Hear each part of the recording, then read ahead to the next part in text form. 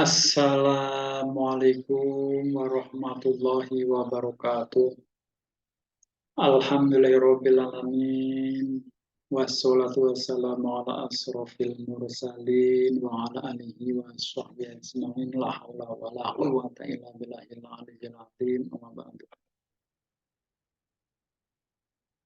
Puja dan puji syukur kehadirat Allah Subhanahu wa taala, yang mana kita telah diberi anugerah yang sangat besar berupa kesehatan, keimanan, ketakwaan, panjang umur, banyak rizki, dimudahkan segala urusan oleh Allah Subhanahu wa taala. Maka kita wajib bersyukur dengan sebenar-benarnya syukur. Salam dan sholawat kita panjatkan kepada junjungan alam Nabi besar Muhammad Sallallahu Alaihi Wasallam. Beliaulah pemimpin kita semua yang wajib kita tiru, kita contoh, dan semoga di hari akhir kita mendapatkan syafaatnya. Amin ya Allah ya Rabbal alamin. Pembahasan kali ini adalah tentang emosi. Kalimat ini sudah tidak asing lagi di telinga kita. Ya, emosi. Dalam Al-Quran dijelaskan, A'udzubillahi minasyaitonirrajim, Bismillahirrahmanirrahim. Khudil afwa wa'mur bil 'urfi wa'rid 'anil jahilin. Yang artinya, jadilah engkau pemaaf dan suruhlah orang mengerjakan yang ma'ruf serta berpalinglah dari orang-orang yang bodoh. Jadi kita harus pemaaf, mengerjakan ma'ruf, dan kita harus berpaling dengan orang-orang yang bodoh. Ini adalah surat Al-A'raf ayat 199. Menurut Kamus Besar Bahasa Indonesia, emosi adalah luapan perasaan yang berkembang dan juga surut dalam waktu singkat. Kadang-kadang berkembang, kadang-kadang surut. Waktunya sangat singkat sekali.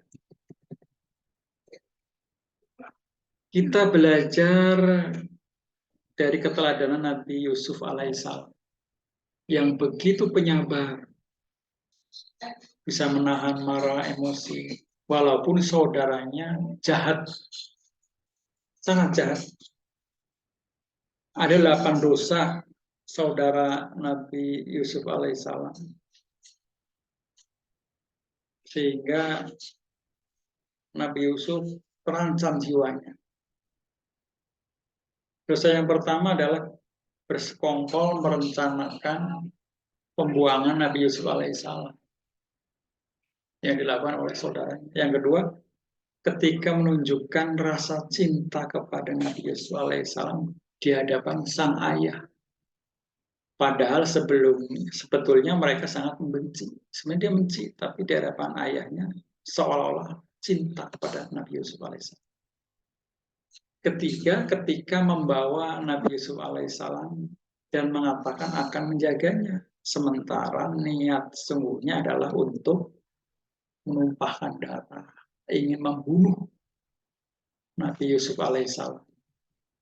Yang keempat, mereka lakukan saat melempar seorang anak kecil yang lemah ke dalam gelap sumur, dimasukkan ke dalam sumur Nabi Yusuf supaya meninggal dunia. Luar biasa, jahat. Yang kelima, ketika datang menjumpai Nabi Yakub alaihissalam sambil membawa baju yang sudah dilumuri darah, seolah-olah Nabi Yusuf sudah meninggal, bajunya dibawa dan darahnya berceceran. Yang keenam, dosa yang mereka lakukan adalah seolah-olah Nabi Yusuf alaihissalam dimakan serigala sampai meninggal dunia. Yang ketujuh, ketika berada di hadapan Al-Aziz, mereka menuduh Nabi Yusuf telah mencuri. Luar biasa. Fitnah sana sini. Yang ke-8 yang paling berat adalah duka mendalam yang dialami ayah. Karena Nabi Yusuf meninggal dunia, ya dikabarkan oleh saudara-saudaranya, sehingga Ayahnya menangis sejadi-jadinya, yang akhirnya penglihatannya buta, tidak bisa melihat. Saking seringnya menangis, mengingat anaknya. Nah, ini pelajaran buat kita semua bahwa kita itu janganlah berbuat jahat, janganlah mendolimi orang lain, janganlah membunuh, janganlah berlaku tidak adil, dan sebagainya. Maka kita harus bisa mengendalikan emosi-emosi dalam diri kita sendiri, mengendalikan nafsu-nafsu dalam diri kita sendiri. Kenapa kita harus mengendalikan emosi?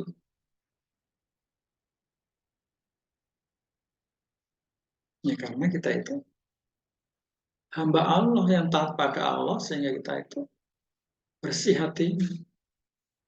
Lalu bagaimana mengendalikan emosi menurut Islam?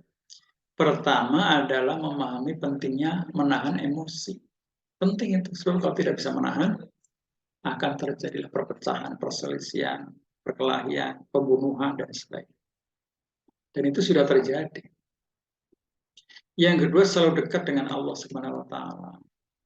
Sholatnya rajin, ibadah. Yang ketiga, berpuasa, baik puasa sunnah maupun puasa wajib. Yang keempat, berwudu atau mandi ketika kita batal berwudu lagi, dan sering mandi. Insya Allah, dari yang kita bersih, kita itu akan bisa menahan marah. Yang kelima, beristirahatlah yang teratur, sehingga otot ketekanan, otot kita, badan kita itu akan segar kembali. Yang keenam, berpikir positif. Kalau kita berpikir positif, orang lain akan berpikir positif. Kalau kita berpikir negatif, orang lain akan berpikir negatif. Yang ketujuh, membantu orang lain yang sedang emosi. Ya, kasih nasihat, kasih saran, kasih minum. Ya kan? Sehingga orang lain akan bisa menahan emosi, dibantu oleh kita supaya tidak terjadi emosi. Dan membaca doa, sering-sering membaca doa kepada Allah, karena Allah akan membantu kita. Kita minta pertolongan kepada Allah. Ya Allah, ampunilah dosa-dosaku yang begitu banyak, keredamkanlah murka hatiku, lindungilah diriku dari pengaruh syaitan, godaan syaitan yang terkutuk, dan sebagainya. Allah menunjukkan hikmah di balik itu semua. Ada beberapa manfaat dan hikmah dalam mengendalikan emosi. Yang pertama, menghindarkan dari kebencian dan perpecahan. Dengan kita mengendalikan emosi, kebencian, perpecahan bisa dihindari. Yang kedua, menyukseskan rencana. Rencana kita apa? Yang menyatukan keluarga, menyatukan umat muslim semua. Sehingga indah hidup ini, nyaman, tentram, damai, bahagia. Sukseskan rencana kita yang positif. Yang ketiga, membawa kepada kemenangan dan kebahagiaan. Kita akan menang dan kita akan bahagia, sa'idun fid dunya wa sa'idun fil akhirah.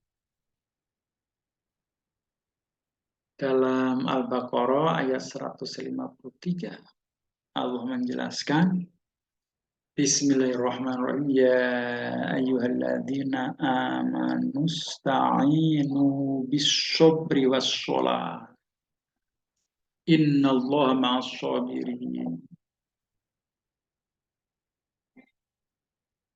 Hai orang-orang yang beriman, jadikanlah sabar dan sholat sebagai penolongmu. Sesungguhnya Allah beserta orang-orang yang sabar. Jadi kita orang yang beriman, jadikan sholat dan sabar sebagai penolongmu.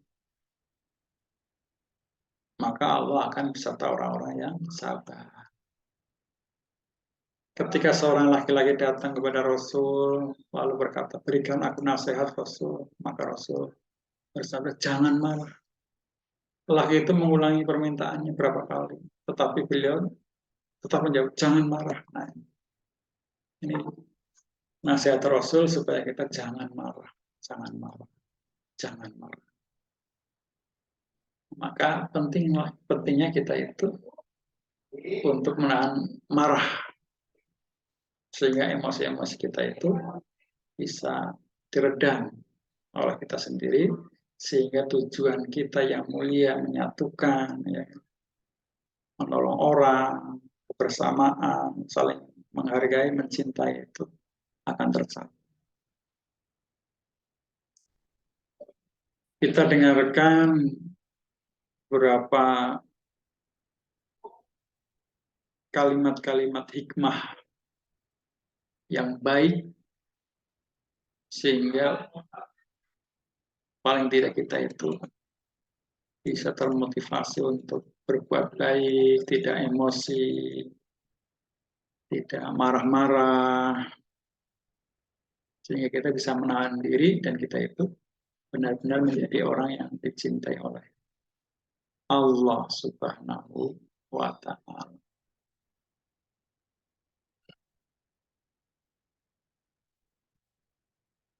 Kita dengarkan.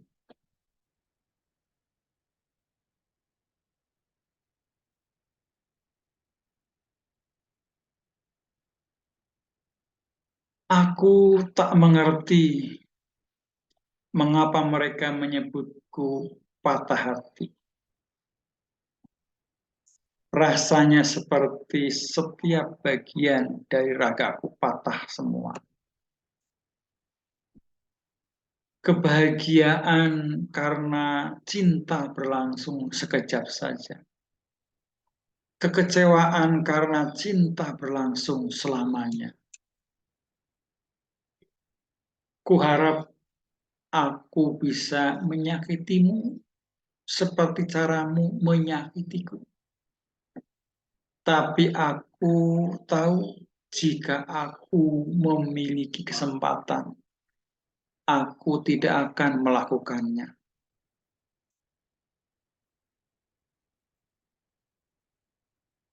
Sakit yang terdalam adalah yang tidak terlihat oleh mata. Kesedihan yang terdalam adalah yang tak terucap oleh kata. Cinta yang sangat membara punya akhir yang paling dingin.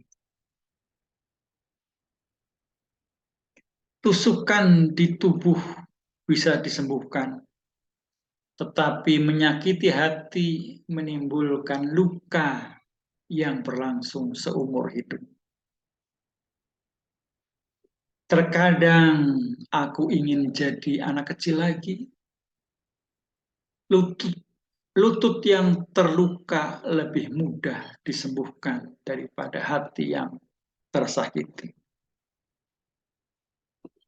Ini sangat menyakitkan untuk melepaskan, tetapi terkadang lebih menyakitkan untuk menggenggamnya. Yang menyakiti itu sebenarnya saat kita terlalu berharap pada orang yang sangat kita cintai. Janji berarti segalanya, tapi setelah semuanya rusak, janji tak berarti apa-apa. Itu sedikit kata-kata bijak, mudah-mudahan bermanfaat buat kita semua, dan kita diharapkan bisa menahan emosi, menahan marah, sehingga itulah orang yang kuat. Orang yang kuat adalah yang bisa menahan diri kita dari sifat-sifat yang tidak baik. Mudah-mudahan bermanfaat. Assalamualaikum warahmatullahi wabarakatuh.